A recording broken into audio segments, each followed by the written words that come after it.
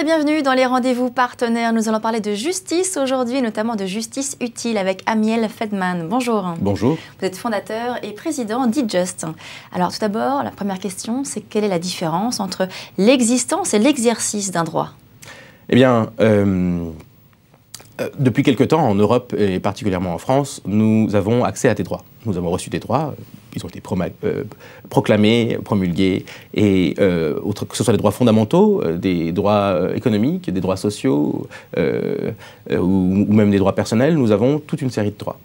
Et aujourd'hui, l'exercice de ces droits, dans la mesure où la contrepartie qui est censée vous y donner accès ne s'y oppose pas, vous pouvez, ce sont des droits qui sont tout à fait effectifs.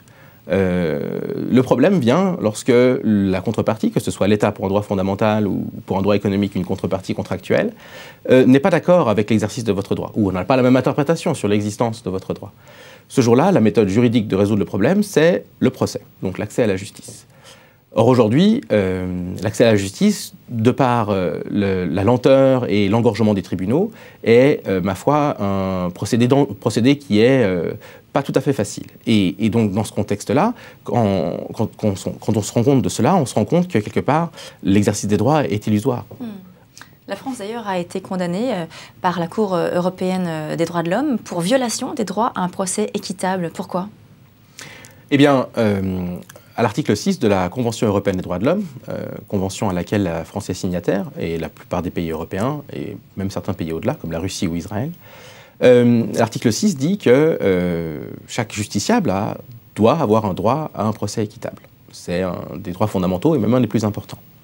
La France, mais comme la plupart des pays signataires de la Convention, ont été condamnés au niveau de cet article 6, précisément parce qu'aujourd'hui, l'exercice d'un droit est extrêmement difficile lorsqu'il y a une contestation, vu les temps, la complexité et les coûts liés à un procès.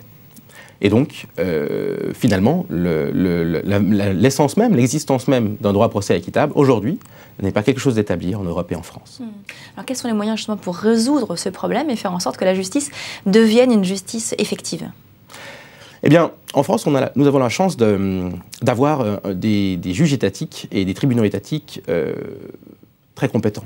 Aussi, un droit établi avec une jurisprudence touffue, constituée sur des décennies.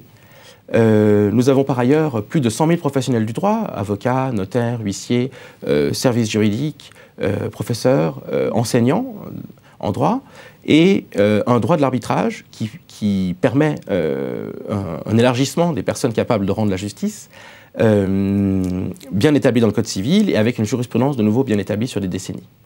Par contre, nous avons 98% de la demande en justice qui aujourd'hui ne voit pas d'offre correspondante, parce que trop long, trop cher, trop compliqué. Alors, quand on voit cette demande et qu'on voit ce potentiel d'y répondre par tous ces professionnels du droit, et un moyen comme le droit de l'arbitrage pour que ce soit possible sous la supervision des juges traditionnels, des juges étatiques, finalement, qu'est-ce qui manque? C'est un outil de mise en relation. Et c'est exactement ce que proposent aujourd'hui les plateformes en ligne d'arbitrage. Merci, Amiel Feldman. Merci.